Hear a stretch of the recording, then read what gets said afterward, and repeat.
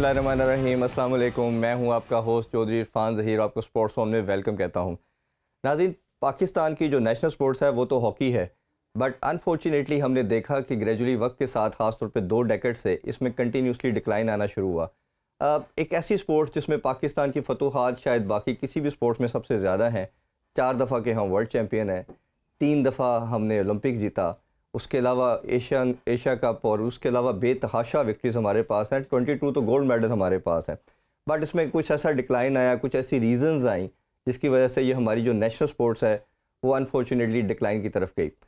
आज का शो जो है वो बहुत ही ज़्यादा स्पेशल है, क्योंकि जो आज जो हमारे साथ गेस्ट हैं वो मेरा ख्याल है मेरी वन ऑफ़ द बेस्ट और फेवरेट पर्सनैलिटी भी हैं, और मेरा ख्याल है लाखों या करोड़ों पाकिस्तान के भी वो one of the best personality भी होंगे। इनके अगर इंट्रो के वाले से बात करूं तो मैं सोच रहा था कि इनके इंट्रो में क्या क्या बोला जाए, क्योंकि माशाल्लाह इतना बड़ी प्रोफाइल, इतना बड़ा कैरियर तो शायद ही किसी प्लेयर के नज़र में, किस्मत में सब कुछ अल्लाह ने नसीब में डाला होगा। अगर एज ए प्लेयर बात करें तो सबसे लंबा कैरियर पाकिस्तानी हॉकी का, एज ए कैप्टन बात करें तो सबसे लंबा हॉकी का कैरियर भी इनका देखा जाता है। अगर सेंटर फॉरवर्ड की बात करें तो दुनिया में सबसे बेस्ट प्लेयर हॉकी का एवर माना जाता है। अगर पाकिस्तान के वर्ल्ड कप के हवाले से बात करें तो जो हमने लास्ट वर्ल्ड कप जीता इन्हीं की क़यादत में जीता। और इसके अलावा मेरा ख्याल है हलाले इम्तियाज़ की बात करें, प्राइड ऑफ परफॉर्मेंस की बात करें, अल्लाह ताला ने इनको हर चीज़ से नवाजा। मेरा ख्याल है आप सारे पाकिस्तानी जान चुके होंगे मैं किस लेजेंड की बात कर रहा हूँ, the one and only, none other than Shahbaz senior साहब। अस्सलाम वालेकुम शहबाज भाई, बहुत शुक्रिया आपके टाइम का। वी आर लकी इनफ अल्हम्दुलिल्लाह कि आपने हमें अपना स्पेशल टाइम दिया और आप अपनी मसरूफियत में से टाइम निकाल के आए। शहबाज भाई, बड़ी चीज़ें आज से डिस्कस करेंगे। हमारी इस चैनल का और मेरी अपनी सोच भी ये है कि सिर्फ़ और सिर्फ हम क्रिकेट नहीं, बाकी तमाम स्पोर्ट्स को भी हाईलाइट करें, और ख़ास तौर पे हमारी जो नेशनल स्पोर्ट्स है इसकी ख़ास एक वैल्यू है। और कोई भी कौम है या कोई भी नेशन की अगर हम उसकी प्राइड को भी देखते हैं तो वो कभी उसको छोड़ना नहीं चाहिए, क्योंकि जब आप छोड़ देते हैं अपनी पहचान को तो फिर आप बाकी चीज़ों में भी ओबियसली काफ़ी नीचे जाना शुरू हो जाते हैं। क्योंकि आप लाखों करोड़ों लोगों के लिए एक आइकॉनिक पर्सनैलिटी हैं। अभी भी बच्चे जो हॉकी खेलता है, हॉकी पकड़ता है स्टिक, तो उसके माइंड में सबसे पहला जो नाम आता है वो शहबाज सीनियर का आता है। हम भी छोटे थे तो हमने आपको देखा और आपको देख के हॉकी देखना शुरू की। तो मुझे ये बताइए कि आपने कैरियर कैसे स्टार्ट किया? जैसे आप फैसलाबाद में पैदा हुए, किस तरह आप क्या सारी स्पोर्ट्स खेलते थे या सिर्फ हॉकी की तरफ परसिस्टेंट थे आप?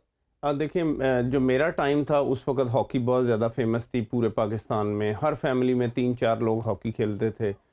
मैं हर गेम में इक्वली गुड था। अगर आप क्रिकेट देखें, सॉकर देखें, हॉकी देखें, मोहल्ले की जब भी या स्कूल की टीमें बनती थीं तो आखिर में लड़ाई में मैं बाहर इसलिए हो जाता था कि वो कहते थे जिस टीम में भी हम इसको रखेंगे दूसरी टीम का बैलेंस नहीं रहेगा।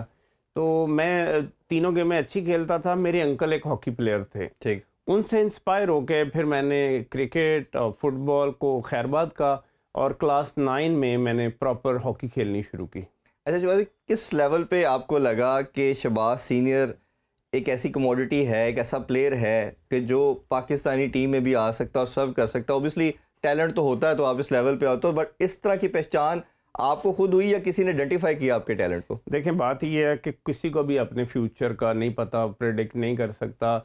जहाँ तक मेरे मुतालिक है तो वो ये कि जब मैं क्लास में था तो गवर्नमेंट कॉलेज फैसलाबाद के जो स्पोर्ट्स के टीचर थे वो हमारे स्कूल आए। उन्होंने कहा आपके जो भी मार्क्स आएंगे स्कूल में आपने हमारे कॉलेज में आना है। और मुझे याद है कि लोग, जब मैं खेलता था उस वक्त मेरी पॉकेट में पैसे भी डालते थे, तो मुझे अपनी वैल्यू का एहसास होने लगा। मेरे फादर मुझे कहने लगे कि सारे मोहल्ले में, सारे शहर में लोग मेरे पास आते हैं और वो कहते हैं कि आपका जो बेटा है वो एक्सेप्शनली गुड है, वो एक दिन पाकिस्तान टीम में आएगा। जब ये सब बातें मुझे पता चली तो फिर मैंने सोचना इसी अंदाज में शुरू किया कि मुझे हॉकी खेलनी है, प्रोफेशनल खेलनी है, और फिर मुझे पाकिस्तान टीम में आना है। बिल्कुल ठीक है। अच्छा, फिर वो एक, क्योंकि मेरा हमेशा मैं कहता हूँ कि जो लोग पाकिस्तान को किसी लेवल पे सर्व करते हैं ये अल्लाह ताला की मेरा ख्याल है सबसे बड़ी ब्लेसिंग है। और सब इस झंडे को सीने पे सजाना और सर्व करना, this is really blessing of Allah सुब्हाना ताला, और you people are chosen by God. तो जब टीम में पहली दफ़ा नाम आया वो क्या सिनेरियो था, क्या परफॉर्मेंस ऐसी थी और आपकी क्या फीलिंग थी, और आपके फादर या पूरी फैमिली ने उसको कैसे फिर सेलिब्रेट किया? बात यह है कि सबसे पहले तो मुझे जूनियर चैम्पियनशिप खेलने का मौका मिला फैसलाबाद की तरफ से। जब मैं कराची गया तो मुझे PIA की मैनेजमेंट ने खेलते देखा। उन्होंने मुझे ऑफ़र की कि हमारे लिए आप एक टूर्नामेंट खेलें। जब उनके लिए टूर्नामेंट खेला तो मैं इस कदर फेमस हो गया पूरे पाकिस्तान में, उस वक्त जो पाकिस्तान हॉकी फेडरेशन के सेक्रेटरी जनरल थे ब्रिगेडियर आतिफ, उन्होंने बगैर ट्रायल्स के मुझे ट्रेनिंग कैंप में ले लिया। अच्छा। हमारा जो कैंप था वो मंटो पार्क में लगा और नेचुरल ग्रास पे मैं समझता हूँ एस्ट्रोटर्फ से भी अच्छा प्लेयर अच्छा था। खेलते थे, बिल्कुल मैं सही। 7-7 8-8 लोगों को बीट करता था। जब उसमें मैंने जो world champion Olympic champion full backs थे उनको आराम से बीट करना शुरू किया तो हर तरफ शोर हुआ कि इसको आप टीम में रखें। और इंडिया पाकिस्तान की जो टेस्ट सीरीज थी उसमें मैं टीम में आया और मैं इंतहाई एक्साइटेड, मैं बहुत खुश था। अच्छा, उसमें एक ना बड़ी मज़े की चीज़ है कि एक सर्वे भी मैंने जिस तरह आपको बताया कि वो सर्वे किया गया, उसमें बताया गया कि हॉकी का one of the best time का एवर की बात की जाए तो वो शहबाज सीनियर को डिक्लेयर किया गया। आपसे पहले अगर हम बात करें तो हसन सरदार का नाम आता है, कलीमुल्लाह की बात करते हैं, मतलब बड़ी एक लंबी उस टाइम भी लिस्ट थी। तो उनमें से कोई फेवरेट प्लेयर जिसको देख के आपने समझा हो कि मैंने इस जैसा बनना है या मेरे लिए ये आइडियल पर्सनैलिटी है? ऑनेस्टली सेइंग मुझे पसंद तो थे 3-4, जैसे कलीमुल्लाह है, मंजूर जूनियर है, हसन सरदार है, लेकिन मेरा दिल था कि मैं इनसे भी अच्छा खेलूं। माशाल्लाह। और अगर मुझसे ऑनेस्टली पूछें, मेरी खुशकिस्मती ये है कि मुझे कलीमुल्लाह, हसन सरदार इनके साथ खेलने का मौका मिला। मैंने इनकी जो थोड़ी थोड़ी चीज़ें थी उनको अपने अंदर डाला कि मैं कैसे और भी अच्छा प्लेयर बन सकता हूँ। जब मैं इनके साथ ट्रेनिंग कैंप में था तो मुझे आज भी याद है, लोगों को भी नहीं पता होगा, इनको भी नहीं पता होगा, जब ये ट्रेनिंग करते थे तो मैं इनके बॉल पकड़ने शुरू कर देता था। अच्छा।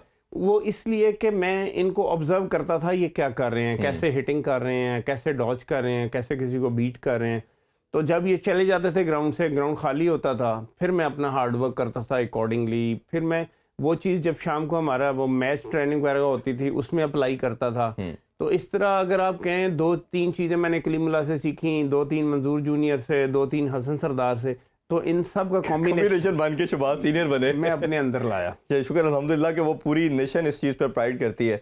अच्छा, जिस तरह हम अगर स्क्वाश की बात करते हैं, जहांगीर खान का नाम आता है, बॉक्सिंग की बात होती है तो हमेशा हम ग्रेट मोहम्मद अली की बात करते हैं, मैराडोना की फुटबॉल के लिहाज, और आपको फिर इसीलिए टाइटल भी दिया गया कि हॉकी का मैराडोना भी आपको कहा जाता है। तो इस तरह के जब डिफरेंट एजाज़ दिए जाते हैं, फिर प्राइड ऑफ परफॉर्मेंस का मिलना, हलाल इम्तियाज़ मिलना, ये सारी अचीवमेंट को किस तरह आप एज ए शहबाज सीनियर किस तरह ऑन करते थे? ये कितनी बड़ी आपके लिए सारी रिकग्निशन बेसिकली मैटर करती थी? देखिए, बात यह है कि आपको पता है हम जिस मज़हब से ताल्लुक़ रखते हैं तो आपको अगर इज़्ज़त मिलती है, बहुत ज़्यादा इज़्ज़त मिलती है, तो पता है कुरान फरमाता है कि अल्लाह ताला देता है। तो मैं बहुत शुक्रगुज़ार हूँ अल्लाह ताला की ज़ात का। फिर मेरे लिए सबसे बड़ी खुशी की बात यह है कि मैं I could create history for my country. अब मैं बाहर जाता हूँ तो मैं पाकिस्तान की वजह से पहचाना जाता हूँ, मेरी इज़्ज़त होती है, मेरे मुल्क की इज़्ज़त होती है। जैसे हॉलैंड में 4 साल हॉकी खेलता रहा हूँ, तो वो जो क्लब के प्लेयर थे मेरे पास आए और मुझे कहते हैं कि ऐसे लगता है जैसे आपकी आंखें माथे पे लगी हुई हैं। फिर डच लोगों ने मुझे किंग ऑफ हॉकी कहना शुरू कर दिया, क्योंकि इंटरनेशनल हॉकी के बाद क्लब हॉकी मेरे लिए बड़ी, अल्लाह का शुक्र है, ऑर्डिनरी सी थी। तो मैं हालांकि करियर के बाद गया, लेकिन वहाँ भी मैंने अच्छा परफॉर्म किया और 31 साल बाद वो टीम जो है सेमीफाइनल में आई। और इसी तरह 1 साल मैं जर्मनी में भी खेला हूँ। जर्मनी का जो क्लब था वो 52 ईयर के बाद चैम्पियन बना। वाह। और जो दोनों गोल फाइनल में थे वो मैंने किए। क्या बात है। अब थोड़ा सा आपके कैरियर के हवाले से चलें। माशाल्लाह आपका वो कैरियर जिसमें हर आलमोस्ट टाइटल आपने जीता पाकिस्तान को, चाहे हम चैम्पियन ट्रॉफी की बात करते हैं, वर्ल्ड कप की बात करते हैं। 86 में स्टार्ट किया आपने, तो 89 का वर्ल्ड कप आता है लाहौर में ही और हम नीदरलैंड से हार जाते हैं। एक तो उसकी लम्हात का बताइए, अपने होम ग्राउंड में हारना, और वो किस तरह की फीलिंग थी? और आपका जिस तरह बड़ा एक मैटर करता है ओबियसली एक प्लेयर के लिए कि मैं अपने होम ग्राउंड में जिताऊँ अपनी टीम को, तो वो उस टाइम क्या फीलिंग थी शहबाज सीनियर की? क्या एम लेके फिर आगे मूव किया? देखिए, जो 90 वर्ल्ड कप था उसमें जब हमने स्टार्ट लिया तो हमारी टीम जो थी शेप अप होती गई, ग्रेजुअली इम्प्रूव करती गई, मोरल हाई हो गया, कॉन्फिडेंस लेवल डिफरेंट हो गया। हम लोग सेमीफाइनल में आए, फाइनल में मैं समझता हूँ थोड़ा अनफॉर्चुनेट था। 80,000 बंदा आपको पता है देखने आया हुआ था। काजी मुइब से जब पेनल्टी स्ट्रोक मिस हुआ है तो वो मैं समझता हूँ टर्निंग पॉइंट था। उसके बाद जो हमारी टीम है वो स्टेबल नहीं हो सकी, और जब उन्होंने हॉलैंड ने अपनी लीड डबल की तो उनकी डिफेंस जो थी वो बड़ी इफ़ेक्टिव थी। और मेरा भी मैं समझता हूँ कि स्टार्ट था, 3-4 साल हुए थे मुझे करियर को स्टार्ट किए हुए। और अगर मेरी फीलिंग्स की बात करेंगे तो मैं तो ब्रोकन था, सारी रात में माल रोड पर फिरता रहा और बड़ा दिल टूटा हुआ था कि या अल्लाह मैं इस टूर्नामेंट में मैन ऑफ द टूर्नामेंट भी हूँ, और अगर हम जीतते तो बड़ी हिस्ट्री क्रिएट हो जाती। लेकिन आपको पता है अल्लाह ताला का एक अपना सिस्टम है, सही कब बात। विक्ट्री रखी है। पूरी जो आवाम थी वो भी बड़ी दिल जी। बर्दाश्ता हुई, उन्होंने शोर भी किया, हमसे नाराज़ भी हुए। उनकी नाराज़गी जस्टिफाइड थी, लेकिन अगर आप स्पोर्ट्स को देखते हैं तो किसी टीम ने हारना है और किसी ने किसी ने जीतना। जीतना है। और मेरा ख्याल है कि हमारी उस टाइम टीम बहुत ही स्ट्रांग थी, बड़ी बैलेंस और बड़ी ज़बरदस्त साइड थी। फिर अल्लाह ताला ने, जिस तरह आपने कहा कि अल्लाह ताला ने हर चीज़ का एक टाइम मुकर्रर किया होता है, फिर 94 का वर्ल्ड कप आता है 4 साल बाद, और ऑस्ट्रेलिया में हम जाते हैं। टीम हमें तो हमारी तो बिल्कुल वो एक पहली मेमोरी के तौर पे मैं उसको हमेशा रिकॉल करता हूँ कि क्या खूबसूरत कॉम्बिनेशन। अगर सारों का नाम लें आप, ताहिर ज़मान, शहबाज जूनियर, कामरान यूसुफ, मतलब फिर उसमें कीपर हमारे ज़मान, मतलब किस किस का नाम लें, वसीम फ़िरोज़, बड़ी खूबसूरत एक ख्वाजा जुनैद, एक जिस प्लेयर का नाम लें एक पूरी वो कह सकते हैं एकेडमी है एक बंदा। बिल्कुल ऐसे तो है। उसमें एक कॉम्बिनेशन बनता है, पाकिस्तानी टीम अच्छा परफॉर्म करती है। बड़ा अनफॉर्चुनेट सिनेरियो बनता है ताहिर ज़मान साहब के लिए, उनके फादर की डेथ हो जाती है, वो वापस नहीं आते। एक जो जज्बा, जिस तरह मैं अभी शो से पहले भी हम बात कर रहे थे कि मैं तो इस तरह ही रिलेट करता हूँ एक प्लेयर को कि वो जिस तरह बॉर्डर पे सर्व कर रहा है, ये हीरो इसीलिए नहीं बोला जाता इन प्लेयर्स को भी कि आप कौम को, अपनी नेशन को उसी तरह सर्व करते हैं जैसे एक सोल्जर बॉर्डर पे सर्व कर रहा है।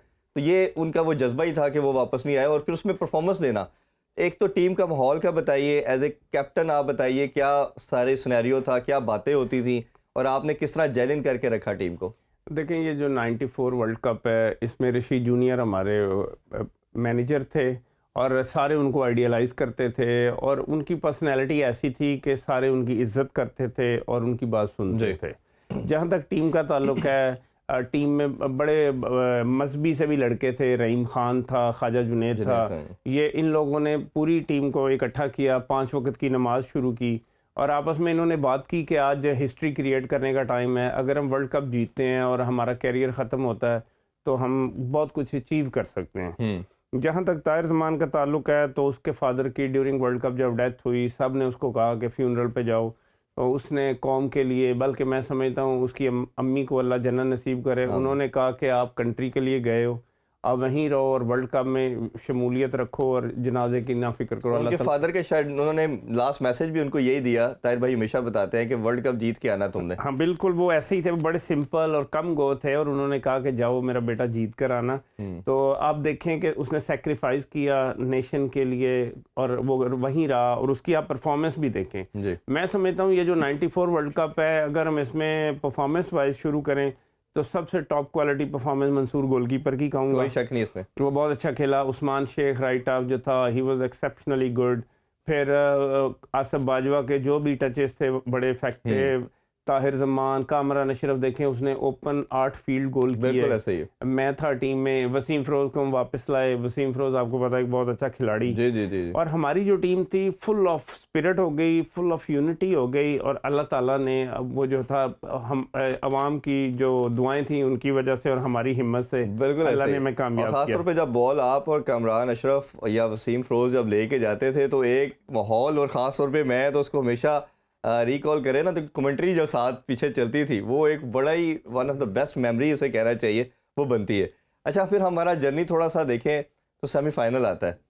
अब यूरोपियन साइड बड़ी रिनाउंड है कि वो पेनल्टी स्ट्रोक पे बहुत ज़बरदस्त हैं और वो उस पर बड़ी इजीली जीत जाते हैं।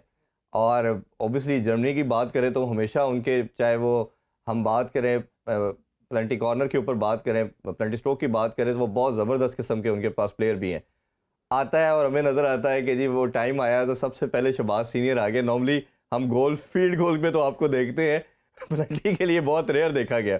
और हमने देखा कि आपने वो जिस तरह एक लीडर की बात करते हैं कि लीड फ्रॉम द फ्रंट करना है, आपकी बॉडी लैंग्वेज बड़ी एनर्जेटिक, और कोई, हमें तो ऑब्वियसली आप ही बताएंगे क्या फीलिंग चल रही थी आपका आना, और वो पुश मेरा ख्याल है शायद आपकी ज़िंदगी की सबसे वीकेस्ट पुश थी, और बट वो गोल में हुआ और फिर बाकी हम वो सेमीफाइनल जीते। उसकी मेमोरीज प्लीज़। बात यह है कि जब सेमीफाइनल पे हम पेनल्टी स्ट्रोक्स पे आए हैं, तो जो हमारे लड़के थे उनमें से जो लड़के ऑलरेडी चूज़ होके जाते हैं यहीं से कि ये लोग पेनल्टी स्ट्रोक्स लेंगे, वो उन्होंने रिफ्यूज़ कर दिया। थोड़ा वो अंडर प्रेशर हो गए, क्योंकि ये एक वर्ल्ड कप का सेमीफाइनल, आपको पता है आप अगर फुटबॉल में भी देखें तो कई लोग ऐसे होते ही हैं है। कंफ्यूज हो जाते हैं। बिल्कुल ऐसे ही। तो फिर जब हमने 5 लड़के चूज करने थे तो कोई नहीं मिला, तो फिर मैं वॉलंटियर था क्योंकि मैंने 18 ईयर्स में कभी पेनल्टी लड़ी नहीं लगाई थी, बिल्कुल ऐसे ही। लेकिन अगर आप मेरे कॉन्फिडेंस की बात करें तो वो अल्लाह ने मुझे ऐसे दिया हुआ था कि जब मेरे पास बॉल होता था तो मैं समझता था कि छीनना तो दूर की बात है, कोई टच भी नहीं कर सकता। सही। ये बड़ी दफ़ा बॉल छिनवाया भी है मैंने, हाँ, वो भी लेकिन सही है। कॉन्फिडेंस लेवल की ये बात होता कर है, रहा हाँ हूँ। जी। फिर जब वो पेनल्टीज आई तो मैंने कहा मैं सबसे पहले जाता हूँ ताकि जो मेरे पीछे लड़के हैं उनको एनकरेजमेंट मिले। सही। इसीलिए सेमीफाइनल में भी मैंने अपना हाँ नाम जी। रखा, फाइनल में भी अपना नाम रखा। लेकिन आप देखें कि वो जर्मनी वाली वीक पुश जो थी मेरे कॉन्फिडेंस और अल्लाह की मदद से और मैंने जो बॉडी टच किया गोल बॉडी डच किया, बिल्कुल वो ऐसे ही। कंप्लीट उसमें बीट हुआ। तो अल्लाह ताला ने हमें इज्जत देनी थी, बहाना बनना था और हम जीत गए। ऐसे बिल्कुल ऐसे ही। और मेरा ख्याल है उसके बाद सबने अपना रोल प्ले किया, पूरी टीम ने, हम जीते। फिर फाइनल आ जाता है।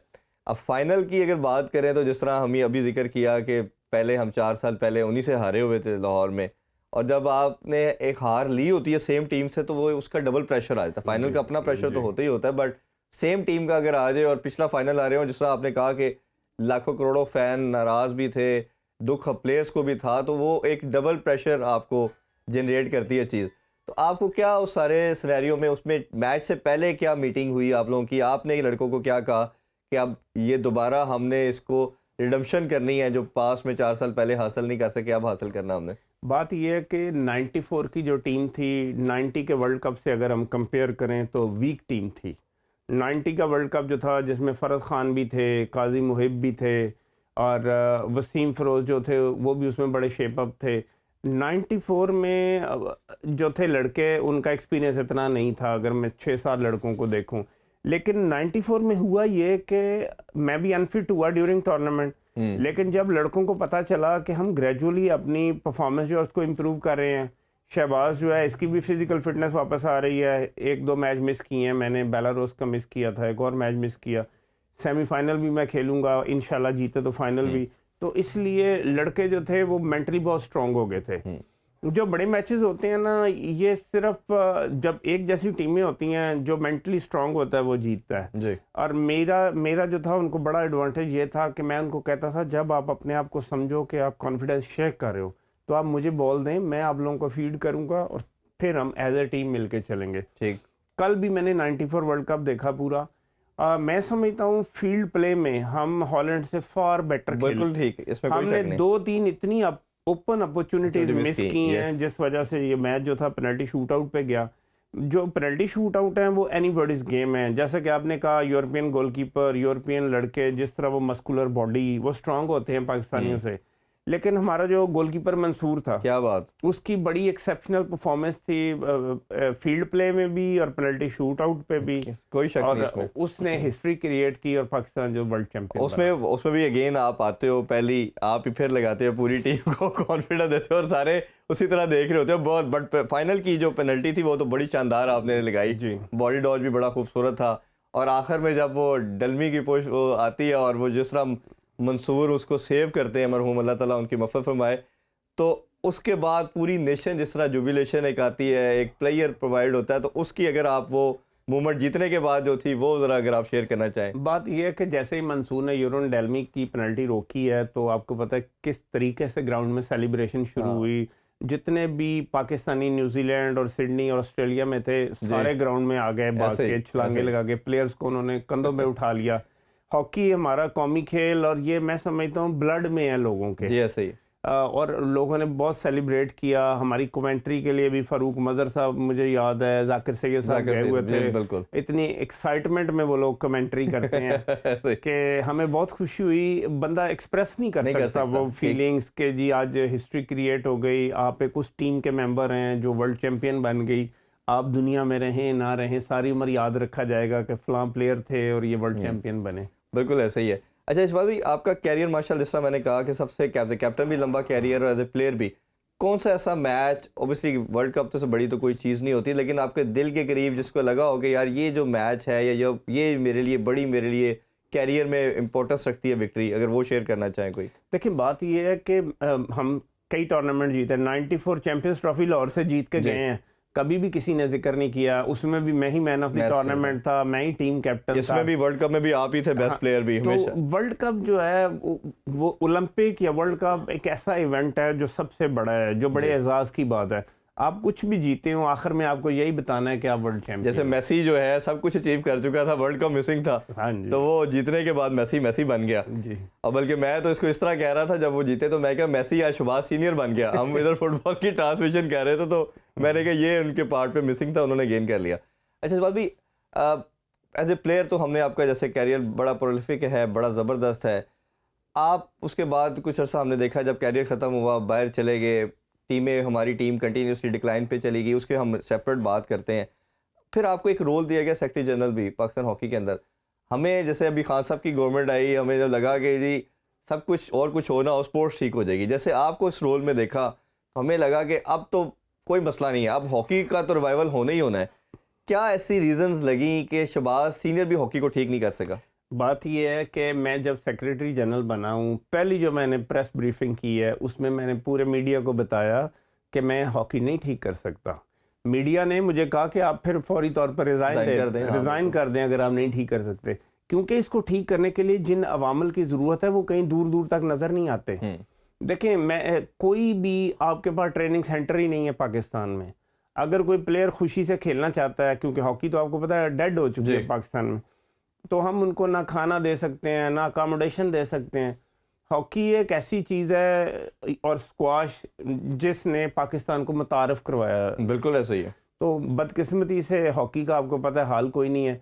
मैं अभी दोबारा बेसिक रीज़न 2-3 आपको क्या लगी एज ए सेक्रेटरी जनरल बनने के बाद कि ये चीज़ें मैं ठीक नहीं, जो आपने पहली प्रेस कॉन्फ्रेंस में कहा नहीं हो सकती, तो बेसिक क्या 2-3 रीज़न आपकी? 2-3 रीजंस तो ये हैं कि हमारे पास कोई भी होलसम फैसिलिटी के साथ इंफ्रास्ट्रक्चर नहीं है। ठीक है। देखें, ये जो अभी नेशनल हॉकी स्टेडियम है पंजाब स्पोर्ट्स बोर्ड के पास है, उनको रिक्वेस्ट करनी पड़ती है हमें दे दें। अकोमोडेशन के लिए कोई जगह नहीं है, खाने के लिए कोई अच्छा इंतज़ाम नहीं है, फंड्स उनका कोई रेगुलर सिस्टम नहीं है। अगर मैंने साल का कैलेंडर बनाना है कि जी अगले महीने ऑस्ट्रेलिया जाएंगे, 6 महीने बाद हॉलैंड जाएंगे, तो आप तो अनसर्टन है।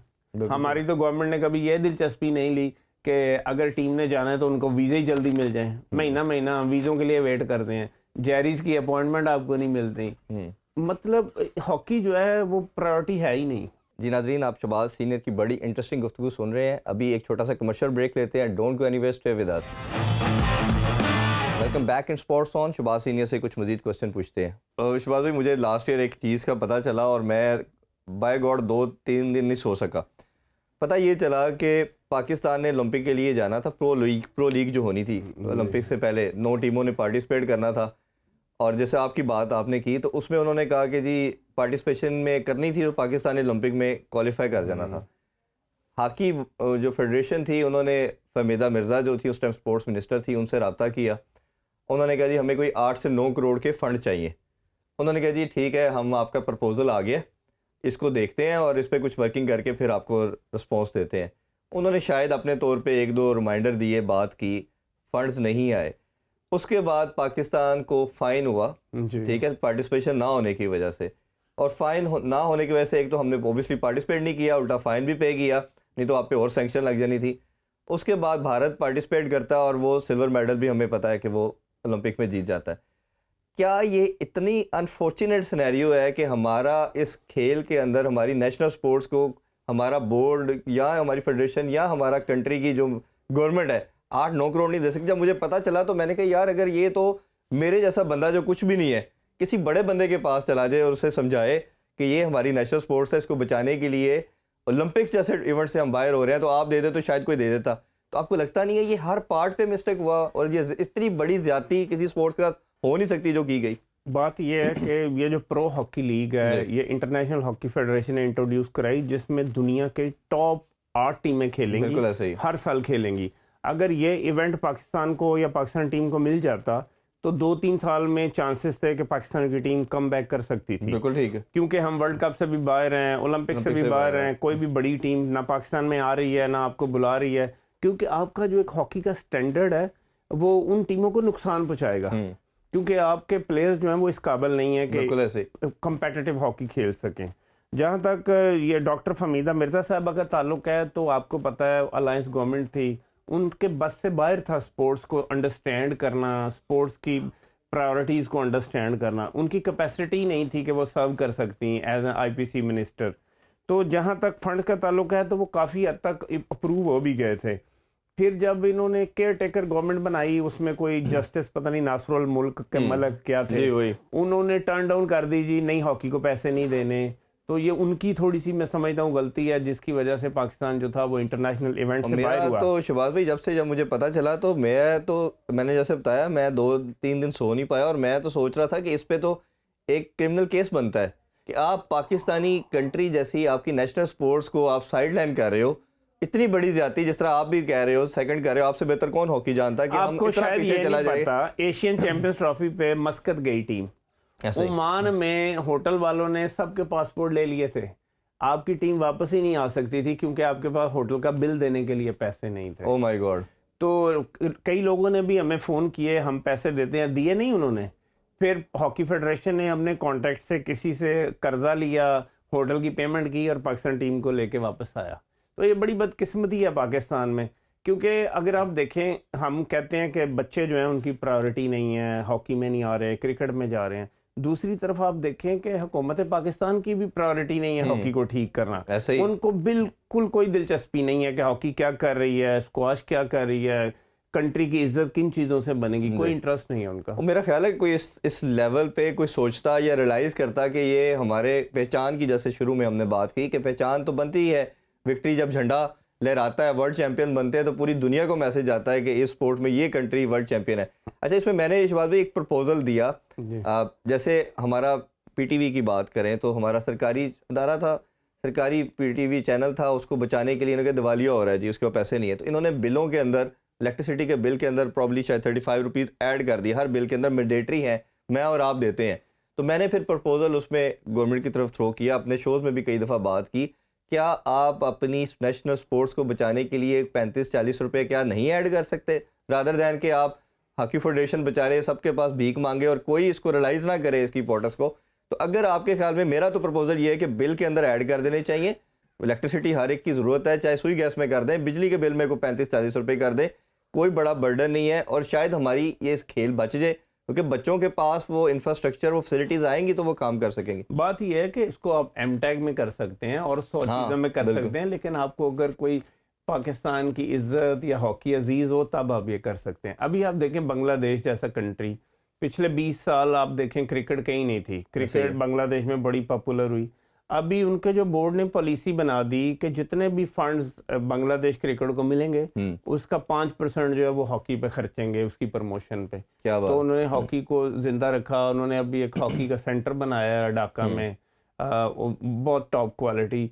बात यह है कि यहाँ दिलचस्पी लेने वाला बंदा कोई नहीं है कि हम कैसे स्पोर्ट्स को ठीक करेंगे।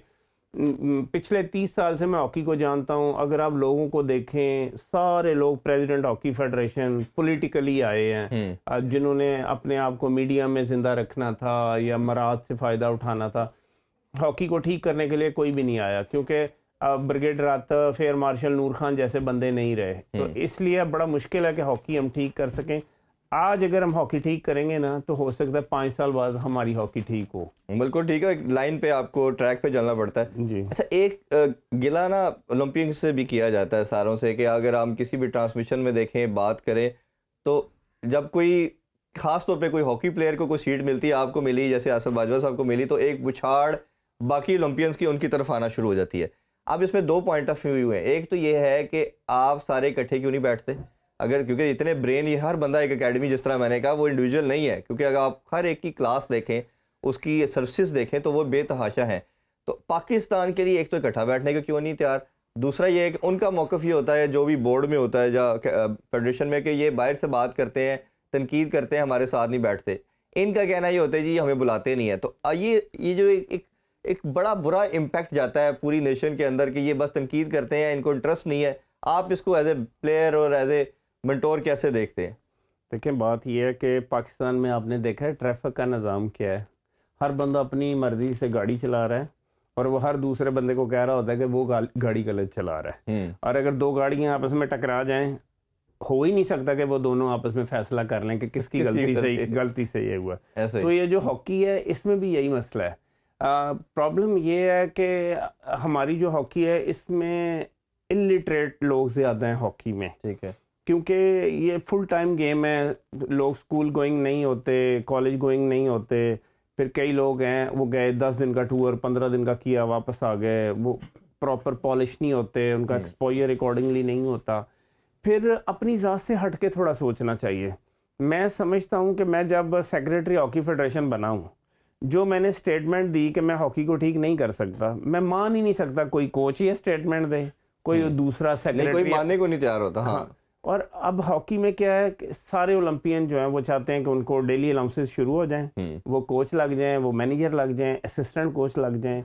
आप जो लड़का 20 साल का है ना उसको हेड कोच लगा दें और 40 साल के ओलंपियन को उसका असिस्टेंट लगा दें तो 1 मिनट में वो तैयार हो जाएगा, क्योंकि उसकी सेल्फ रिस्पेक्ट मेरा ख्याल वो खत्म हो जाएगी। हाँ, वो करवाना नहीं चाहता या क्या है। देखिए अभी ये जो मौजूदा सेटअप है, मौजूदा फेडरेशन है, इन लोगों ने मुझे कहा जी आपको एडवाइज़र लगा देते हैं, आपको फलानी चीज़ लगा देते हैं। मैंने इनको कहा बात ये है कि आप लोग ना हॉकी के लिए अच्छे हो ना मुल्क के लिए अच्छे हो। आप लोग मुझे आज हॉकी का खुदा अनाउंस करो, मैं फिर भी नहीं मानूंगा, क्योंकि मेरी एक अपनी सोच है, क्योंकि मैं समझूंगा कि मैं करप्ट हूँ। फिर मैं कोई भी असाइनमेंट इसलिए नहीं कबूल करूंगा कि अगर मैं फ़ायदा नहीं पहुँचा सकता तो मैं समझता हूँ मुझे घर बैठना चाहिए। तो ये जो ओलंपियंस भी हैं इनको सबसे पहले अल्लाह का शुक्र अदा करना चाहिए। अल्लाह ने उनको पहचान दी, उन्होंने ग्रीन कलर पहना, पाकिस्तान में लोग जानते हैं, दुनिया में लोग जानते हैं। सही बात। जहाँ भी बात करें अपनी ज़ात को पीछे रखें, हॉकी को आगे रखें, पाकिस्तान को आगे रखें। इस तरह की लड़ाई कभी नहीं होगी। बिल्कुल ठीक बात। अच्छा, एक सवाल के ऊपर जब डिबेट की जाती है, कई हम पॉइंट्स को डिस्कस करते हैं, एक ये भी आता है कि जी वो पहले हॉकी जो थी वो ग्रास पे थी, हमारी कमांड थी एशिया के अंदर, पाकिस्तान इंडिया की बड़ी, ख़ास तौर पे तो पाकिस्तान का नाम टॉप पे आता है। फिर गोरों ने हमें पकड़ने की कोशिश की, एस्ट्रोटर्फ पे लेके आए। अब मेरा मानना ये है कि सारे हमने जितने भी लास्ट टाइटल जीते एस्ट्रोटर्फ पे जीते हैं। तो क्या आपको लगता है कि इसकी वजह बनी, या प्लेयर की स्किल लेवल ख़त्म होगी, या आपको लगता है कि वो बहुत साइंटिफिक हॉकी खेलना शुरू हो गए कि हमें उन्होंने बिल्कुल ही आउट क्लास कर दिया? नहीं, सबसे पहले तो मैं इस साइंटिफिक का जवाब देता हूँ। ये जो पिछला ओलंपिक्स हुआ, मैंने फाइनल देखा जी। इतना वीक फाइनल मैच था कि मुझे बड़ा अफसोस हुआ। और उसके अलावा जो आपके पास पाकिस्तान प्लेयर्स हैं उनकी प्रायोरिटी सबसे पहले मैं बता दूं, वो चाहते हैं कि पाकिस्तान टीम में आए, उसके बाद फ़ौरन वो बांग्लादेश चले जाएं, कोई वीज़ा अप्लाई करके यूरोप में चले जाएं, वहीं सेटल हो जाएं, क्योंकि उनको आगे कोई फ्यूचर नहीं नज़र आता। देखिए पाकिस्तान के जो प्लेयर हैं, अभी मैंने कॉमनवेल्थ गेम्स देखी, जहाँ पास देना है वहाँ हिट मार देंगे, जहाँ हिट मारनी है वहाँ डॉजें शुरू कर देंगे। उनको कंपेटिटिव हॉकी का पता ही नहीं है, उनको फिजिकल फिटनेस लेवल का पता ही नहीं है। देखें बात ये है कि अगर आप बड़ी गाड़ी ले लें, लैंड क्रूजर ले लें, प्राडो ले लें, जहाज़ तो नहीं बनेगी, जहाज़ ही होता है। तो जो आल्टो है उसने कभी प्राडो या लैंड क्रूजर नहीं बनना। हमारे पास जो स्टफ है ना अभी, ये कभी भी नहीं जीत सकते, कभी भी अच्छा परफॉर्म नहीं कर सकते, क्योंकि आप उनको अकॉर्डिंगली लेकर चलें, उनके अंदर शुरू में वो फिजिकल फिटनेस लाएं उस फिजिक के साथ जो एक एथलीट वाली बॉडी कैरी कर रहा हो। आपकी मिसाल सबसे बड़ा इसका एक सबूत है कि सबसे स्लिम और स्मार्ट थे। आप 94 की एग्जांपल ले लें और वो सारे के सारे जाइंट थे। अगर जर्मनी की बात करें, हॉलैंड की, तो किस तरह कोई आपको पकड़ नहीं पाता था। बात ये है कि हमारे जो लड़के हैं उनको पता है फेडरेशन की प्रायोरिटी क्या है, कि फेडरेशन के ऑफिशियल्स जा रहे हैं, बड़े होटलों में ठहर रहे हैं, और जो प्लेयर्स हैं उनको आप डेली अलाउंस भी नहीं दे रहे, आप उनको खाना भी अच्छा नहीं दे रहे। तो ये बड़ा अफसोस है। एस्ट्रोटर्फ की हॉकी में अच्छा खाना वो बड़ा ज़रूरी है। आप फिर डेवलपमेंट के लिए अच्छे कोचेस लाएं जो फिजिकली आपको इतना फिट कराएं कि आपका लेवल उनके साथ मैच करे। हॉलैंड या बेल्जियम अभी कोई आर्टिस्टिक हॉकी या बहुत टॉप क्वालिटी हॉकी नहीं खेले, हम बहुत पीछे चलेंगे। क्योंकि देखें, जब आपका बच्चा अच्छी हॉकी देखेगा नहीं, अच्छी हॉकी खेलेगा नहीं, तो वो कभी भी अपना कमबैक नहीं कर सकता। ठीक बात। जब मैं फेडरेशन में था, आपको शायद याद होगा, मैंने ऑस्ट्रेलिया टीम भेजी पाकिस्तान की जूनियर जी। 6 महीने मैंने उनको वहाँ रखा, वहाँ उन्होंने चैंपियनशिप खेली और वो चैंपियनशिप में उन्होंने गोल्ड मेडल जीता। गोल्ड लिया, बिल्कुल याद है। आप क्रिकेट की तर्ज पे इनके टूर्स ऑर्गेनाइज करें, 2-2, 3-3 महीने ये वापस ना आए, क्योंकि आपके लड़के का पॉलिश होना बहुत ज़रूरी है, आपके लड़के का मैच टेम्परामेंट और कॉन्फिडेंस लेवल होना बहुत ज़रूरी है। जैसे कि मैंने आपको बताया, जिंदा मिसाल है 94 वर्ल्ड कप सेमीफाइनल फाइनल में आपके लड़कों ने सरेंडर कर दिया, हम पेनल्टी शूट आउट्स नहीं लेंगे। नहीं लेंगे ऐसे। मैंने अपनी जिंदगी में पेनल्टी शूट आउट नहीं ली क्योंकि मेरी वो बड़ी फीबल है, स्ट्रांग नहीं है। तो बात यह है कि आप उनको कहें जी 100 बंदा है, 200 बंदा है, उठ के तकरीर करनी है, हाँ तो नहीं करेंगे, नहीं करेंगे वो जी। तो ये कॉन्फिडेंस देना बहुत ज़रूरी है। अगर आप स्किल की बात करते हैं तो उनमें बहुत अच्छी है, लेकिन बात यह है कि स्किल को अप्लाई कैसे करना है, कब करना है, ये नहीं पता। मेरा अगला क्वेश्चन आपसे यही था कि अब ये रोल ओबियसली सबसे बड़ा आता है कोच का। अब इस पे भी डिबेट शुरू हो जाती है। हमारा हर प्लेयर जो एक्स प्लेयर है वो यही चाहता है कि मुझे कोच लगाया जाए। कभी हमने फॉरेन कोच भी लगा के देख लिए, रिजल्ट वो समहाउ नहीं मिल पाए। पाकिस्तानी कोच रखे तो उससे भी बुरे रिजल्ट आ गए। आप इसको कैसे देखते हैं कि क्या ये कोच, एक तो ये भी बताइए, क्योंकि मेरा ख्याल है कि बाहर का कोच अगर होगा, चले स्किल लेवल या वो जदीद हॉकी सिखा तो देगा, बट लैंग्वेज बैरियर, जिस तरह आपने कहा हम्बल बैकग्राउंड से लड़के आते हैं, वो शायद उस तरह उनको गेज नहीं कर पाते। तो आप क्या समझते हैं कोच होना कौन सा चाहिए जो इन लड़कों के लिए बेहतर है? बात यह है कि पूरी दुनिया के टॉप 10 कोच ले हैं पाकिस्तान में। अगर वो अगले 5 साल पाकिस्तान को टॉप 4 में भी ला दें तो आप मेरा नाम चेंज कर दें, आप कहेंगे आपको हॉकी का बिल्कुल नॉलेज नहीं है। ठीक। जितने पाकिस्तान में कोच हैं उनको फुल पावर के साथ मैं हॉकी दे दूं, वो भी अगले 5 साल हॉकी नहीं ठीक कर सकते। बात यह है कि आपको ग्रास रूट लेवल से लड़कों को लेकर चलना है। सबसे पहले आपने लड़कों को कोशिश करनी है एकेडमिकली लुक आफ्टर करें। ठीक है। देखें, जब बच्चा पढ़ा लिखा नहीं होगा वो गेम प्लान कैसे अंडरस्टैंड करेगा। फिर उसके अलावा बहुत अच्छी भी कोई हॉकी खेलता है ना, अगर वो फिजिकली इंप्रूव नहीं कर सकता, उसकी फिटनेस अच्छी नहीं हो सकती, उसको कभी कंसिडर ना करें। ठीक है। एस्ट्रोटर्फ पे स्मूथ रनर बहुत ज़रूरी है। आप जो है 2-3 टेयर्स की टीमें बनाएं और बिल्कुल 20 साल से ऊपर का कोई लड़का ना हो उसमें, अंडर 20 हो, अंडर 18 हो, अंडर 16 हो, उनको एक ही जगह पे रखें और ऐसे अच्छे लोगों में रखें जिनसे वो मॉरली सीखें, जिनसे वो उठना बैठना सीखें, जिनसे वो हॉकी सीखें, जिनसे वो एटीट्यूड क्या रखना है वो सीखें। तो तब जाकर आप कहीं कम बैक करते हैं। और इन सब चीज़ों के साथ आप पैरेलल क्या करेंगे, उनके लिए कोई अट्रैक्शन पैदा करेंगे। हॉकी को प्रोफेशनल करें, हॉकी लीग में लेके आएँ, उनको 40-40, 50-50 लाख रुपया साल का मिलना शुरू होगा। उनको देखकर लोग देखें कैसे क्रिकेट को छोड़कर हॉकी की तरफ आते हैं और आपकी हॉकी जो है फ्लोरिश होती है। बिल्कुल ऐसे ही। अच्छा, एक और चीज़ भी कहा जाता है कि कोई भी स्पोर्ट्स सर्वाइव तब करती है जब उसमें विक्ट्रीज आती हैं। जब विक्ट्रीज नहीं आती तो वो फिर डिमिनिश होना शुरू हो जाती है। जैसे जिसकी प्राइम एग्जांपल हॉकी से भी ज़्यादा हमारे पास स्क्वॉश है।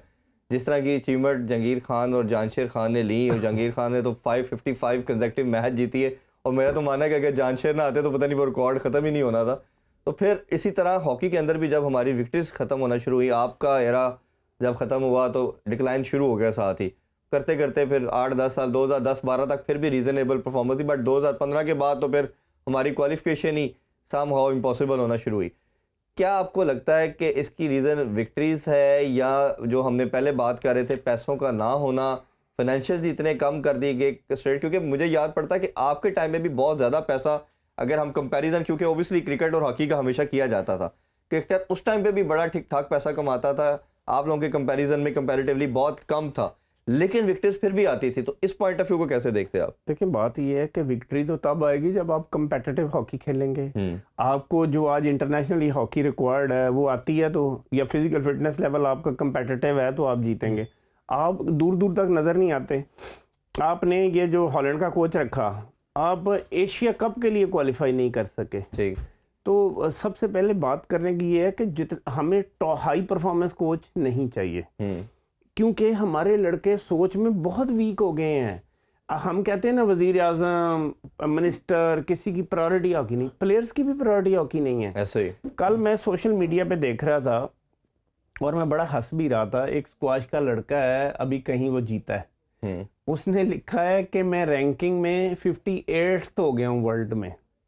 तो जब उसकी सोच ये है कि उसकी खुशी का दारोमदार इस पे है 58 हो गया। 58। अब मैं देखें, मैं ये कहता हूँ, मैं फैसलाबाद में था स्कूल में, तो मैं कहा मैं या अल्लाह स्कूल में सबसे अच्छा खेलना है।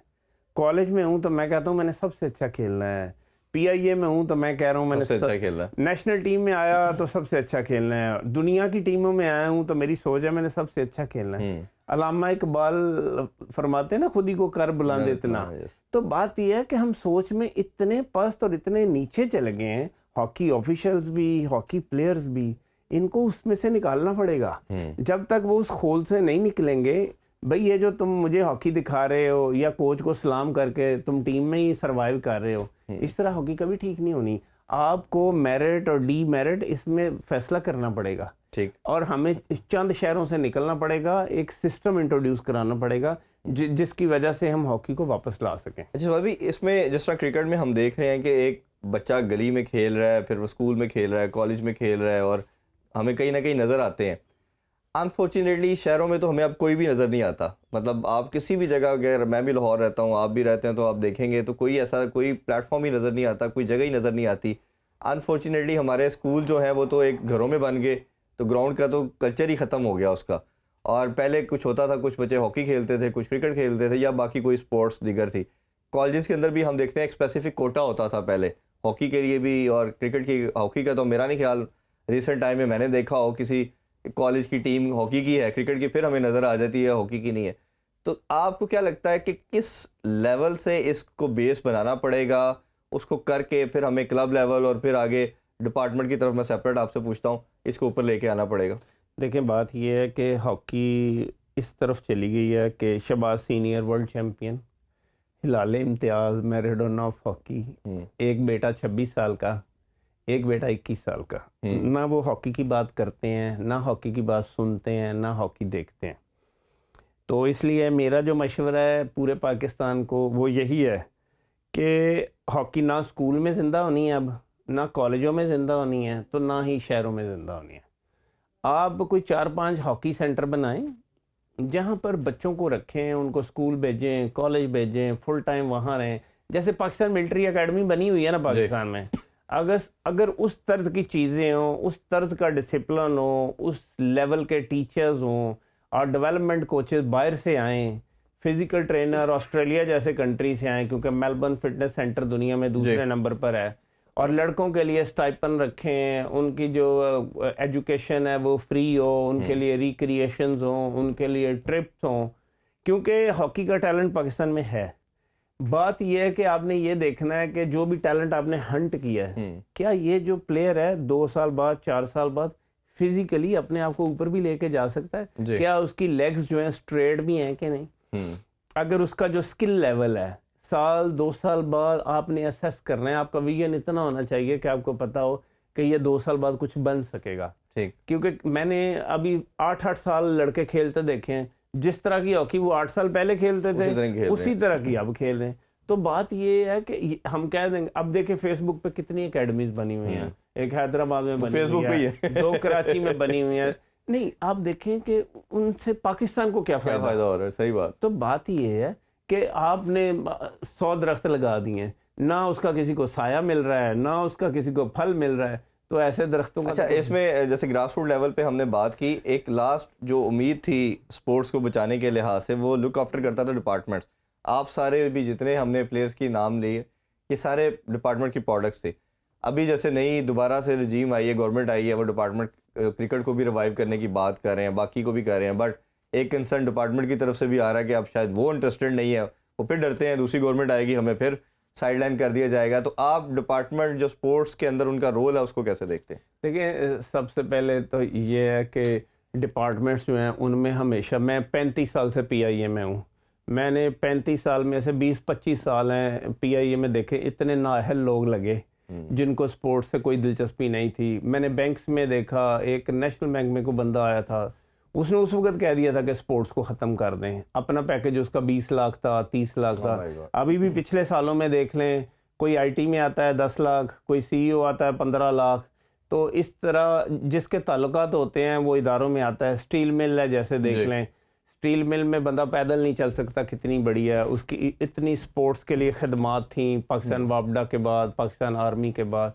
तो सबसे पहले हुकूमत पाकिस्तान को चाहिए कि जो नाअहल लोग हैं उनको इदारों में CEO ना लगाया जाए, और ऐसे लगाए जाएं जो पैट्रियाटिक हों, जो कंट्री से प्यार करते हों, और उनको सही असाइनमेंट क्लियर कट बताई जाए। अभी जो मौजूदा सेटअप है हमारा गवर्नमेंट ऑफ पाकिस्तान का, इन्होंने हाफ हार्टेड सा नोटिफिकेशन निकाला हुआ है कि स्पोर्ट्स को ठीक करें। अब आप ये कि स्पोर्ट्स को कैसे ठीक करेंगे जब बोर्ड ऑफ डायरेक्टर में फैसला हो चुका है कि आप स्पोर्ट्स डिपार्टमेंट को बंद कर दें। जो PIA की मौजूदा मैनेजमेंट है वो कभी भी रिस्टोर नहीं कर सकती जब तक ऑफिशियल बोर्ड इसका फैसला नहीं करता। तो फैसले जो हैं वज़ीर आज़म के लेवल से जब होते हैं, आज फैसले होते हैं, तो कल उन पे इम्प्लीमेंटेशन होना चाहिए ताकि डाउन द लाइन मैसेज जाए। और जब तक आपने कोई पैरेलल सिस्टम इंट्रोड्यूस नहीं कराया प्लेयर्स को लुक आफ्टर करने का, तो आपको कभी भी इदारों से लड़कों को ना निकालना चाहिए, ना ड्यूटीज़ पे भेजना चाहिए। क्योंकि देखें जो स्पोर्ट्स के लोग हैं उन्होंने कैसे हिस्ट्रियाँ क्रिएट की हैं। अब देखें ये नू है लड़का जो वेट लिफ्टर है, या अरशद नदीम है, अब इन लोगों की आज इज्जत ज़रूर है, मेडल ले आए हैं। आप 5 साल बाद इनका इंटरव्यू करेंगे ना, तो आपको पता चलेगा कि इनके इदारों ने इनके साथ क्या सलूक किया है।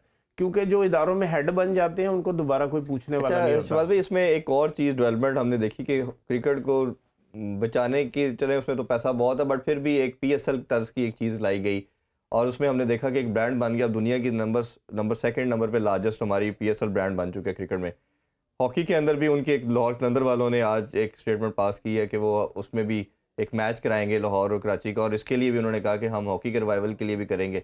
आपके माइंड में आता है कि ऐसी कोई लीग हम पहले स्टार्ट तो लेना, कहीं से स्क्रैच तो करें, कोई ग्रास रूट लेवल से ना सही, इसी लेवल पे कुछ ना कुछ करें ताकि PSL टाइप हॉकी की भी कोई लीग आ जाए ताकि इसको हम लेके जा सकें। फ़र्ज़ करें आपके कंट्री का प्राइम मिनिस्टर है या क्रिकेट बोर्ड का चेयरमैन है, अगर उसको दिलचस्पी हो हॉकी से, वो जो भी 6 टीमें बनी हुई हैं पाकिस्तान सुपर लीग में, उनको कह दे एक एक टीम आपने हॉकी की भी बनानी है। उसके 15 दिन बाद हॉकी की लीग स्टार्ट होगी।